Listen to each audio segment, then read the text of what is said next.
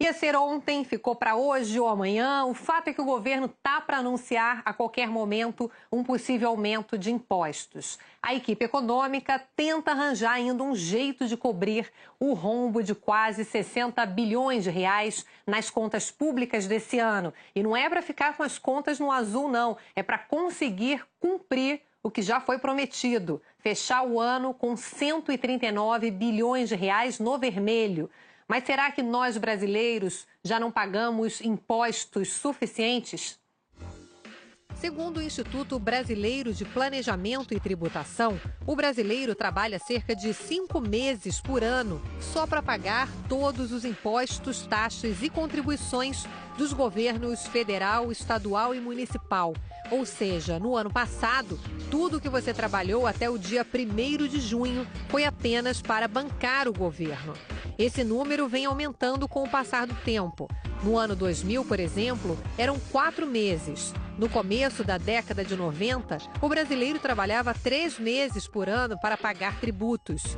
A pesquisa também compara o Brasil com outros países. O número de dias que trabalhamos para pagar impostos por aqui é parecido com o da Noruega, país que ocupa o 1º lugar no ranking de desenvolvimento humano das Nações Unidas, que analisa, entre outros fatores, a renda, a saúde e a educação dos habitantes dos países. Nessa lista, o Brasil está na posição 79. O peso dos impostos por aqui também é maior do que em países como Alemanha, Reino Unido, Estados Unidos, Chile e México. Todos esses lugares estão acima do Brasil no ranking de desenvolvimento da ONU. Pois é, a gente está numa encruzilhada. Tem que reequilibrar as contas públicas para voltar a crescer, atrair confiança, investimento, gerar emprego, mas as pessoas não têm condições de bancar mais aumento de impostos. Vamos falar sobre isso, a gente abre essa edição do Conta Corrente com esse assunto polêmico. A gente recebe a empresária Adriana Auriemo, que é sócia-diretora da Nut Bavarian, e a consultora de gestão de empresas, carreira e liderança, Betânia Tanuri. Bem-vindas as duas. Obrigada. Adriana, pergunta dificílima, né? O empresário quer uma economia estável, mas também não aguenta mais carga tributária, né? Dá para fazer essa escolha no seu caso? O que você acha que vai pesar mais nesse momento para o seu crescimento, né? Você sabe que eu fico até na dúvida se a maior dificuldade é o aumento de impostos, é pagar os impostos, é a complexidade que tem para entender o melhor formato, aonde você se enquadra, qual que é a melhor maneira de você pagar esses impostos, né? Porque hoje uma empresa pode ser enquadrada de várias formas. E se você fizer esse planejamento errado, aí a sua chance de quebrar, a sua chance de pagar uma multa, de pagar uma multa, alguma coisa assim, é muito maior. E eu vejo assim, o meu negócio, a gente trabalha com franquias. Quase todos os franqueados estão dentro do Simples, que deveria ser algo muito mais simples para se entender, para se pagar. Mas num país como o nosso, a gente tem pontos espalhados aí por vários estados. Em cada lugar é uma regra, e tem substituição tributária, e tem diferenças de alíquotas. Ou seja, o empresário, além da carga que já é alta, né, do valor que já é alto, ele ainda tem que ter bons contadores, bons consultores, ou seja, tem todo um outro custo aí escondido para você conseguir fazer a coisa certa. Pois sem dúvida, prejudica e isso demais. É uma coisa que a gente ouve muito, Adriana, inclusive Betânia, que trabalha muito em empresa, outro dia eu ouvi de uma multinacional que gasta 10 funcionários na Alemanha para fazer esse acompanhamento de imposto e 100 no Brasil para fazer a mesma coisa. Isso é uma agenda que precisa ser atacada urgentemente, né? Essa desburocratização para gerar emprego, para a economia girar, né, Betânia? Sem dúvida. É um enorme desafio para as organizações, para as empresas que estão aqui no Brasil, lidarem com essa complexidade do sistema tributário e com a carga em si.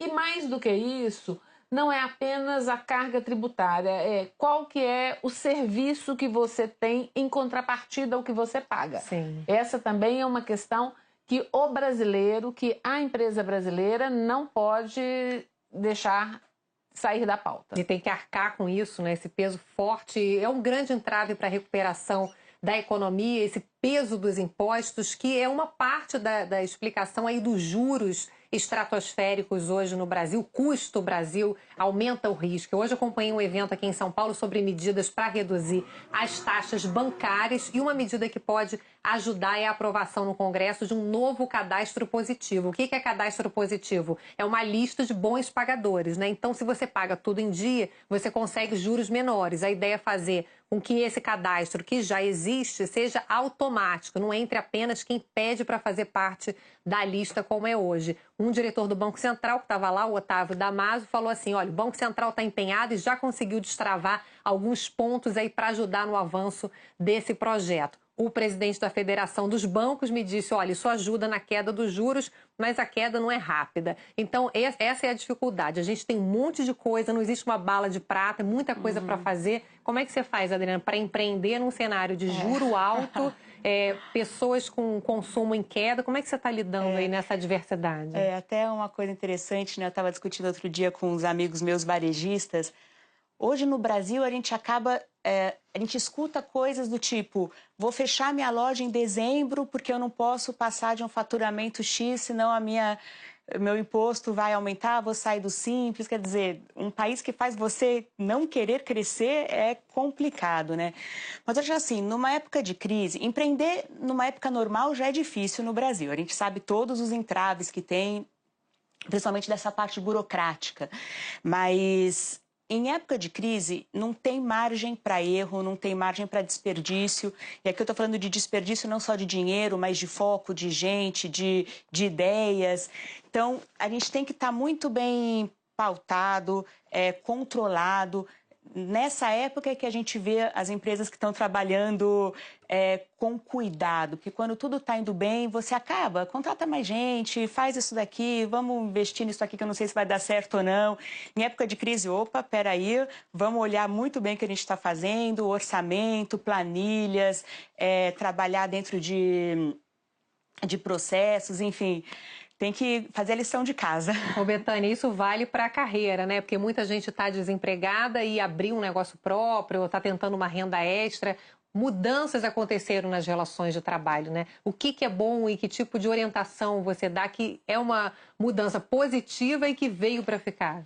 A primeira mudança super positiva e que eu não tenho dúvida que veio para ficar é cada um assumir o rumo da sua própria carreira, seja na sua empresa, seja quando você está na hierarquia de uma empresa maior, ou seja, a palavra-chave é protagonismo, né? E nós estamos longe. Aqui tem um enorme espaço para o indivíduo e para as organizações estimularem a sua cultura organizacional para que haja mais protagonistas. Nós fizemos uma pesquisa ainda há pouco, Juliana, com as melhores empresas brasileiras e 92%, veja bem, é um índice muito alto, 92% diz o seguinte, na minha empresa existem os moitas. O que é o moita? É aquele que não dá a sua opinião clara, que não confronta o outro, que se esconde para ficar mais... para ser esquecido. Num ambiente assim, mais seguro, teoricamente, ou seja... Nesse ambiente de incerteza, nesse ambiente absolutamente desafiador que a empresa brasileira está, não cabe moita. Cabem protagonistas que possam fazer a diferença nas suas carreiras e nas suas empresas.